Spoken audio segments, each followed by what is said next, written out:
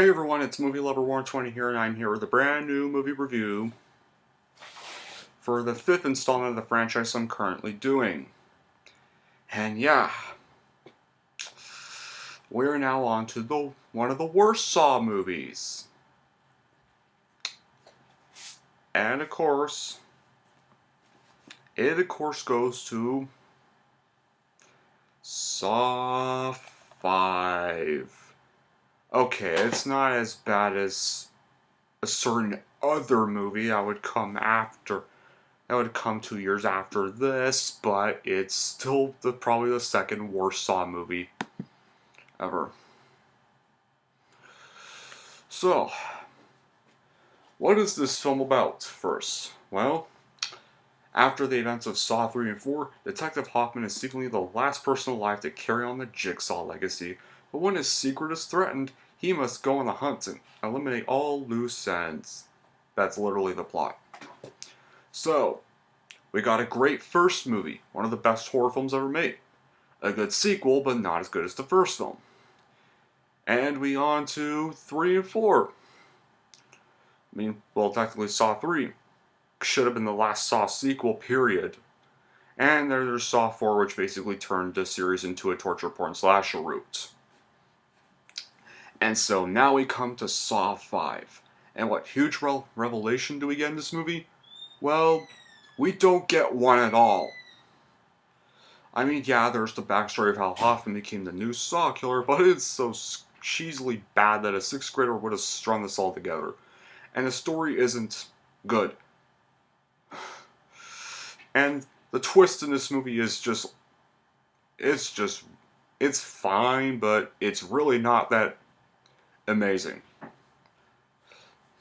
And the entire movie is just literally Agent Strong going from scene to scene of the old Jigsaw crimes and somehow imagining how they all happened by just standing there and self-narrating the past events. And then there's also there's this really boring subplot involving a bunch of 5 other subjects, but you don't pick how that ends after Jigsaw's "I want to play a game" rant, then you've obviously whatever.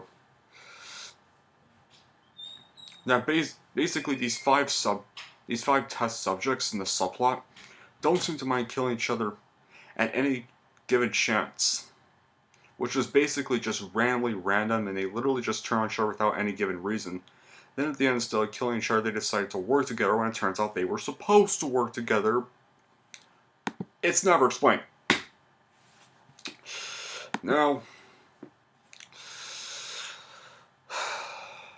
Now, if there was one good trap in this movie, I'd say it's the beginning pendulum trap with Seth Baxter.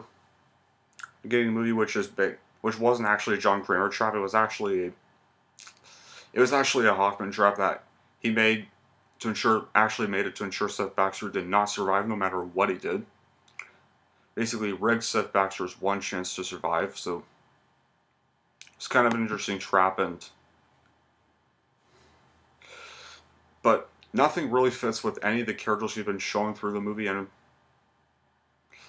not surprised that one guy didn't shove the girl's arm into a trap after they find out she was the one who set him up for the murder of the 8 people. He just goes, "It's your fault I'm here, but hey, let's work together." Okay? That makes literally no sense.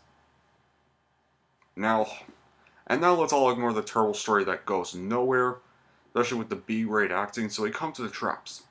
Saw 3 or 4 merely roll on the fact that the traps got more and more gore-filled than the original first movies, and that helped carry them a bit since the story was semi-lacking, so I'm confused why every trap in this movie is, except for the pendulum trap, is basically lame. Like, a girl loses her head, some dude gets blown away without seeing anything. The main cop, Agent Strom, is in a pendulum trap, and nearly drowns, but stabs a hole in his neck, stabs a pen in his neck, and apparently survives the pendulum trap, and is later rescued. And hey, remember at the end of Saw 3 when they killed when that daughter of Jeff Denlon was trapped in that room with a limited supply of air? Well, she survived. She was rescued by Hoffman, but it's clear it was just forced. I mean, I bet Lionsgate was clearly planning to kill her off, but But then, of course, they decide to hit the fuck it button and let her live. And let her live just to save their asses from controversy.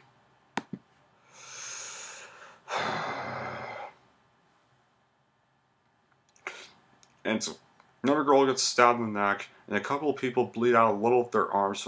Pretty much the only violence in the movie.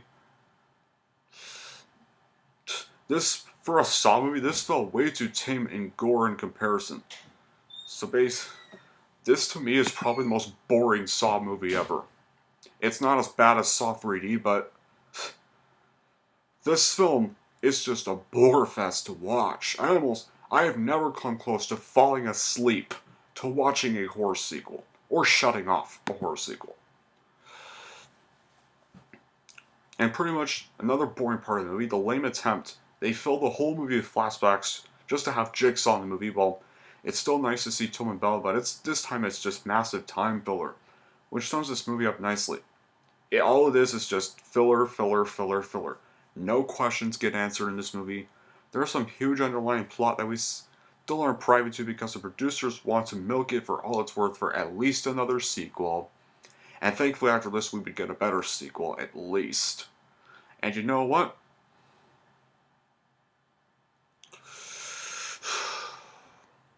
And now for the twist ending. So Strahm makes it to this room. There's a coffin, glass box, and he listens to his tape telling him to go in the box, but he hears Hoffman coming in, so he stops the tape before it even finishes. Like, that's a smart move. If I were Strahm, I would have just got in the box while listening to the tape. And then still listening to the tape, I would have gotten the box, kept the tape playing. As I was in the box, and yeah, I would have survived easily. But, of course, there'd be consequences, which I'm about to get to, so once Hoffman gets in, Strahm fights with Hoffman, he throws Hoffman in the box, then seals him and shut in the box, but seems like success, right? No, the door closes, and he's trapped in the room, and he's trying to get to Hoffman how to open the door. Hoffman points to finish the tape, and it says that if he doesn't get in the box, which is why I said I would have gotten in the box as the tape played, because I'm about to get this part. If he did not get in the box, he would die and be framed for all of Hoffman's crimes. And so, yeah, that pretty much happens. Strahm is framed as a new Jigsaw killer. He tries to shoot the box open, Strahm tries to shoot the box open, but fails to, and he tells Hoffman that he knows who he is, and immediately tries to escape the room, only to immediately be crushed to death, and the movie just abruptly ends there. Well, it's a Saw movie at this rate, so basically it's always going to end abruptly. But yeah, all in all, probably one of the most boring horror sequels of all time.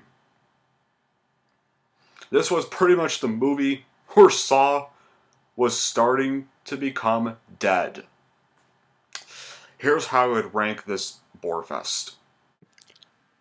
I am going to give Saw 5 a 4 out of 10. Well, I got through the second worst Saw movie, and thankfully the next one's a better movie. But tomorrow there's a new trailer coming out, so probably going to do a trailer reaction after work tomorrow first, but I think I might try to do the Saw 6 review tomorrow night. My areas, so if I do it tomorrow night, some of you might still be asleep in your areas, but depending on your time zones, you might find my Saw 6 review Saturday morning, so that'll be a plus. But all in all, that'll be it for this review, guys. Thank y'all for watching. If you like this and want to see more, then don't forget to like and subscribe to Movie Lover 120.